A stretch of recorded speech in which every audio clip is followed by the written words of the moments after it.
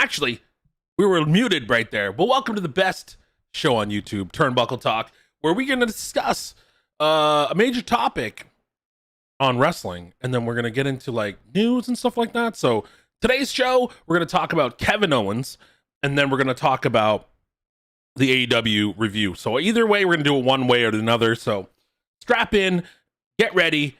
We're going to be live, and we'll catch this. Probably do. I don't know if we're going to do this every single time after. We'll see how it goes and see how the comments. Let me know in the comments if you want to see live after shows. I know I'm a little late today. I know, feeling under the weather. Throat's kind of scratchy and whatnot, but hey, we got to give the people what they want. And, I heard that some people want to talk, so let's do a talk and let's have a good time doing it. You know what I'm saying? That's the best thing we can do for everybody. So, without further ado, we're going to get into a bunch of different topics. But first, we got to make sure that we do all the social stuff since this is a new channel. It wasn't giving me the channel to tweet out. So normally I tweet out everything and I get everything going.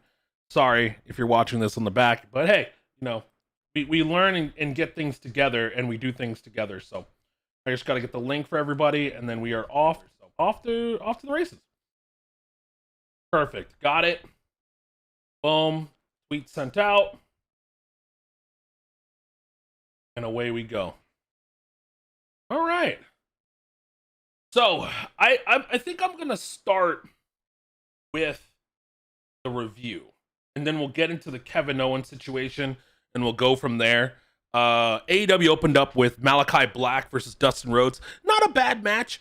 I mean, Dustin can still go. I mean, I like his work. I like his in-ring work. Malachi Black is getting another win. He's carving up the Nightmare family right now and going through everything like that. So I know it's leading back to a match with Cody, and Cody's going to come back. We'll see what happens. Hopefully he loses again, but Malachi Black is severely over. And people love him. So AEW's doing right with him, pushing him a little bit, getting his reps in, getting him known, getting his features. And I like how AEW started the match. They just started with him. They knew everybody wanted to see either the Elite, Daniel Bryan, CM Punk. And then after that, we got CM Punk live. He comes out. Thanks, fans. Thanks, Darby Allin. Does everything, a face typically would do. He is severely over with his, theme song and everything like that. So it's been pretty good for him. He's easing back into it. I feel like it's good. It's good for what he's doing. I'm not sure about the Team Taz thing. I know we mentioned Ricky Starks, and the first thought about it, I was like, yeah, I want to see that Ricky Starks match. I really want to see CM Punk versus Ricky Starks. Then he mentioned Will Hobbs. I like Will Hobbs, but I don't want to see that match. But I guess I could be proven wrong. And I'd rather be wrong than right at the situation, saying that I don't want to see that match. So hopefully be pleasantly surprised whenever that takes place. But I feel like currently Team Taz is like fodder, right? They're not really going any places. They're kind of like a stopgap for a lot of folks in AEW currently. They are a faction, but I don't feel like they have the dominance of what Taz represents. Because Taz is really good on the mic, and he represents them very well.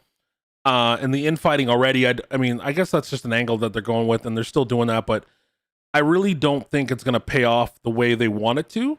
I'm not interested in Brian Cage versus Ricky Starks. I'm just not. I'm not with it.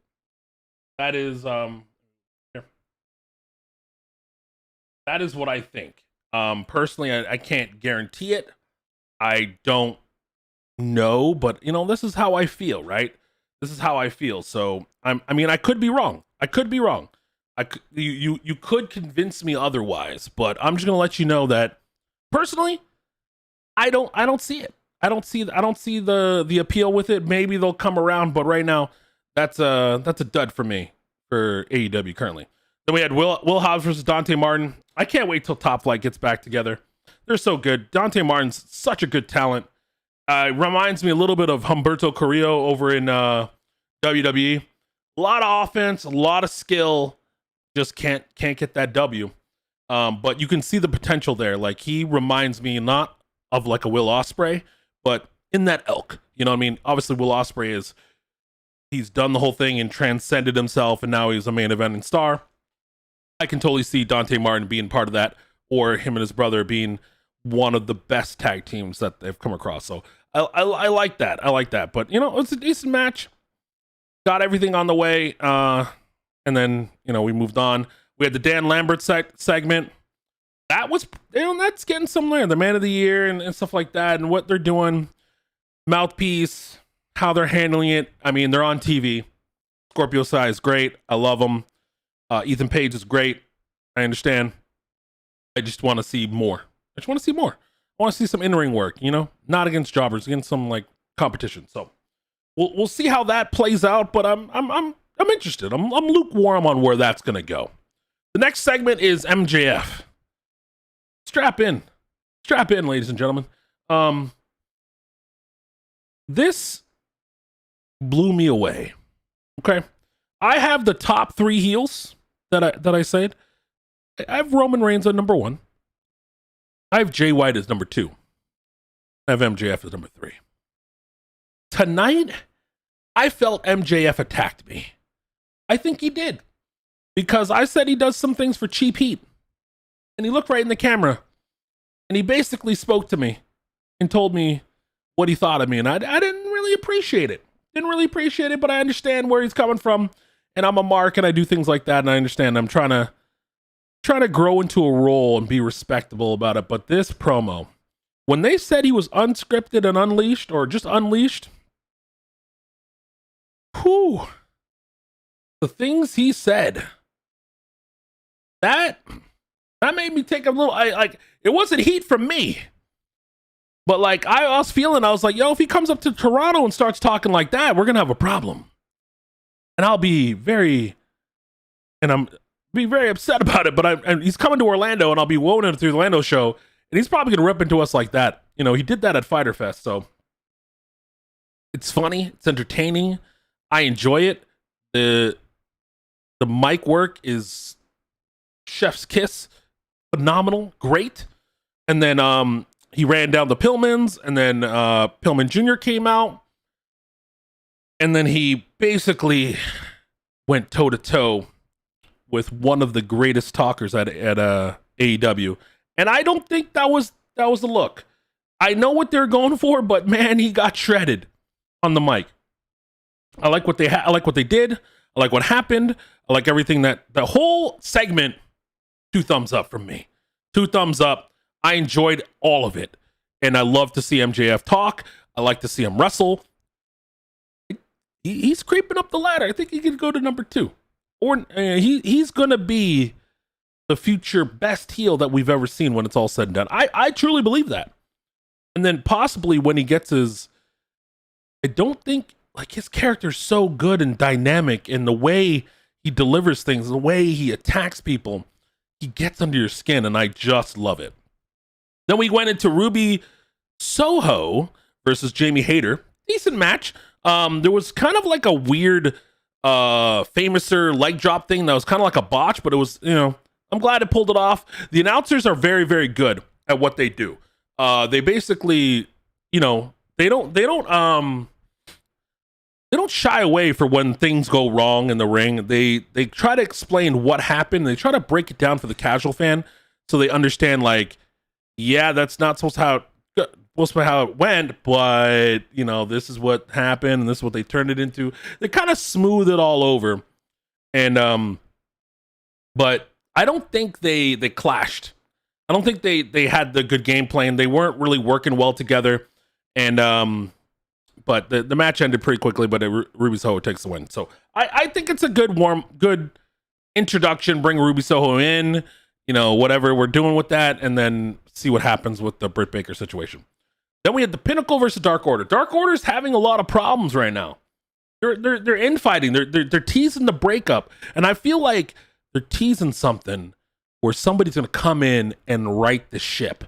That's right now. Anna Jay's looking like that. Who can bring it in? But I think there's going to be an outsider. Not sure who, but I think there's going to be an outsider coming in and being the glue. Because right now they're all out of sorts. The Pinnacle look great, and the trios match really shouts for trios titles in AEW.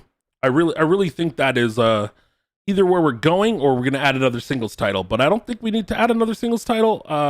Some people in the comments, not my comments, but other comments for the wrestling creators that I've seen on there. They're talking about light heavyweight titles and stuff like that. So I don't really know about that.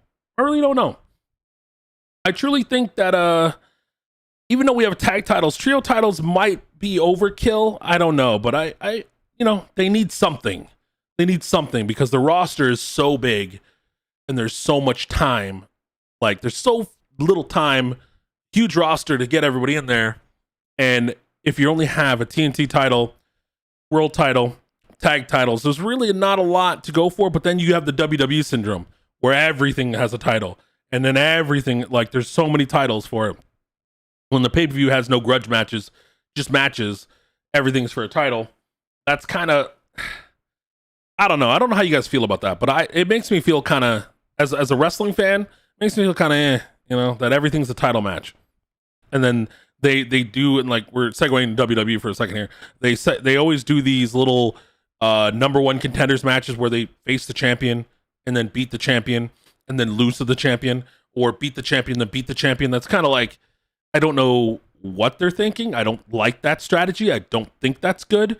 But when you don't build anybody else up to be credible or to get wins on with the eyeballs, like if they win on main event, they don't even showcase, hey, this person's on a roll.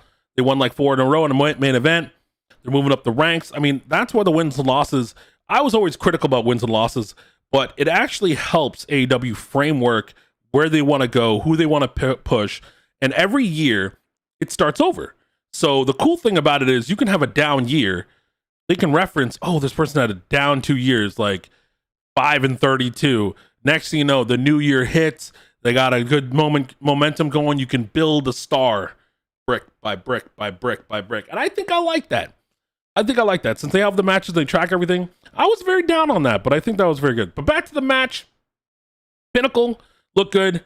Anytime I see Shawn Spears on the TV, it's pretty good, and I enjoy it. And then we had after the match, there's a lot of things going on where we had Tully Blanchard was talking about leadership and how he coached them to victory, and then he went into challenge Sting, and then we have Darby Allin versus Shawn Spears, which for me, more Shawn Spears is good because I consider him a good hand.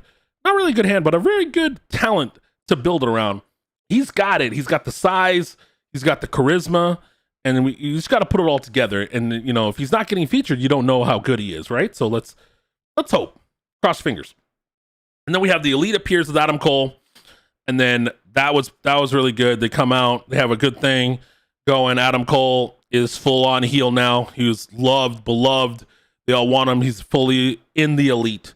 And then Bryan Danielson comes out, tells Kenny he's scared, tells Kenny he can't beat him, and that he's better than him. And I love this about Daniel Bryan. It's carrying over. Well, I call him Daniel Bryan, but Bryan Danielson. Sorry about that. But it's carrying over from his last portion of his WWE run, where he had that character, and now he just wants to wrestle. And he wants to wrestle. And I really hope if anybody can beat Kenny Omega, that the fans would love would be Bryan Danielson carrying the title and then losing it to whoever going forward. But I really believe in the storyline. I'm glad they brought somebody in not to work at the bottom, work the rungs, be an attraction. This is a big fight feel, full gear, big fight feel. I think this would headline the pay-per-view. I think this is going to be a great match. I think it's great storytelling. Then you bring in Christian, you bring in the Jurassic Express, you have the Elite Hunter, you have all these. The Elite has this ongoing storyline, and I'm glad there's no infighting there. It's everybody against them, whoever they're with. You need to make sure you bring numbers. You need to make sure you bring people, because they are what I loved about Bullet Club back when I was watching Bullet Club with all of them in it. And that just drove me in. I didn't buy any of the t-shirts and stuff, but that got me, no lie, reinvigorated into wrestling, is watching Bullet Club with, Prince Devitt, and then moving on to, AJ, and then Kenny, and then Jay White, but not really so much the Jay White era. I don't really watch it as much because I feel like the shine and luster after the Bucks and Cody and all them left, they weren't as big and they weren't as global because they went everywhere, and they wanted to show the two suites and everything like that. And I really, really enjoyed that. So then we had John Moxley defeated Minoru Suzuki at the end of the night. They had the good chant at the end, and it was a good send off. It was a match. I mean, it's a John Moxley match. I'm not really high on those always, but I know John Moxley's great. So he sells it. He's a brawler. He's brawling. He's doing his own thing. I enjoy John Moxley. I'm not really a fan of the deathmatch stuff, but hey, that's just not for me. But hey, what he loves to do and whatever he wants to do in the craft of pro wrestling, go ahead and do it. There's a niche for everybody, and people love it. And I used to love it, but I'm just older now, and that's not something I'm really into. So there's your Dynamite minute or so. Not really minute, but we've been at it for a while. But I'm pretty sure that you guys will enjoy that and look at that. So let me know what you thought about AEW Dynamite. Let me know what you thought about it, because I think it was great. I think it was a good time. I enjoyed it. It wasn't the best show after coming out of the fallout of All Out. That's a good train. I think it was okay. I think it was an okay show. I'll probably give it a 7. I gave All Out an 8.5. Overall, I liked what I saw. I'm waiting to see more. And the best part about it is it's giving me that old wrestling vibes where you have to wait till next week. Oh, they give you a little bit. They give you a little bit. And you gotta wait till next week. So I'm very excited about that. I'm very excited about that. So leading into it, let's talk. Let's see if there's anybody around. Maybe we can get Push Play the DJ come through.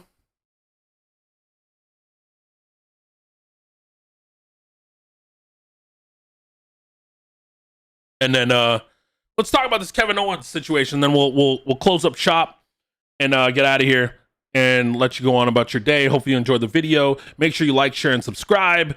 And we're going to be doing these more often. I don't know if we're going to do them live all the time, but I think we should. But hey, we'll see what happens. You just let me know in the comments. Everything's free flowing. We're working this out together. We're building this out together, and we'll see what happens. And then don't forget, we have something planned specialty on Twitch for a live stream. The Future Never crew are going to get together. We're going to do big things, and we're gonna smash it. So I'm your resident WWE guy of the group, but I also am liking what AEW is producing right now, and I'm following it, and I watched it there. And then we can do watch longs if you want to do that, and everything that goes with it. But let's go into the Kevin Owens situation. Kevin Owens' contract is up in January 2022. That's big. He signed a 5-year deal, and it's up in 4 years. So all intents and purposes, reading this here, and it states that people in WWE reportedly expect Kevin Owens to leave. Owens and the Young Bucks have teased on Twitter that Owens may be joining the former Mount Rushmore stablemates. So if you didn't know, back in 2013, 2014, there was a stable called Mount Rushmore, which had the Young Bucks, Adam Cole, and Kevin Owens in the group. So instead of expiring in 2023, it's expiring in January 2022. And we'll see what happens. But there's a very big internal belief that he's going to be leaving when this contract expires, because we all know Kevin Owens loves his family, likes being home, likes being able to get to them, and everything that's going on right now predicates him going to AEW. The lighter schedule, the working with your friends, being part of pro wrestling. We posted the last video, and it was like Mick Foley said we have a problem, and every time it comes up, I don't know who's going to stay in WWE. I really don't know who's going to stay in WWE right now, because when you look at the contracts, you look at the people that are there, you look at the wrestlers that are there, I don't know. Like, who's actually going to stay besides your Charlotte, your Roman Reigns, your Becky Lynch? I don't even know if Charlotte can stay. Like, that's crazy to me. Like, her going to AEW and solidifying that women's division is insane to me. And I worry what's happening in WWE. I don't know, because I feel like they're stagnant. They're not reacting fast enough. I think they're like a prize fighter, you know? They beat everybody up in the ring. They took everybody on. And now they got two quick jabs, and they're just like, shaking off the cobwebs, trying to figure out what's going on. And by the end of it, they just got knocked down and they're trying to get back up and they're being counted. So I don't know what's going to happen. It's really frustrating because I love WWE. I grew up on it. We all did. Most of us who watched it. Not to say we don't love other promotions. I'm not saying AEW is not a slouch. They are a contender now. They're a really big contender. And what's going to happen when the big dogs of WWE that were indie people, their contracts are up. Now they're going to go. Because before, they didn't go to AEW because the money was better in WWE. They didn't know what was going to happen. They sold them on a bad bill. It was like, I like the guys. Is it going to work? Am I going to put my family through that? But now it's solidified as a place you can go and a place you can enjoy what you love, and that's professional wrestling. And now that's appealing to so many different people on so many different avenues. It's kind of hard. And WWE's either got to stay the same and replace everybody with younger, hungrier stars that want to be WWE superstars. But I don't know if that's going to be enough, because we have Cedric Alexander there. We have Shelton Benjamin tweeting out that he's still the best wrestler in the world and nobody can do what he does. Then you have Ricochet who's sitting there. You have Kevin Owens who's there. You have Finn Balor who's there. You have AJ Styles who's there. They all belong in a company that treats them well, not just monetarily. I look...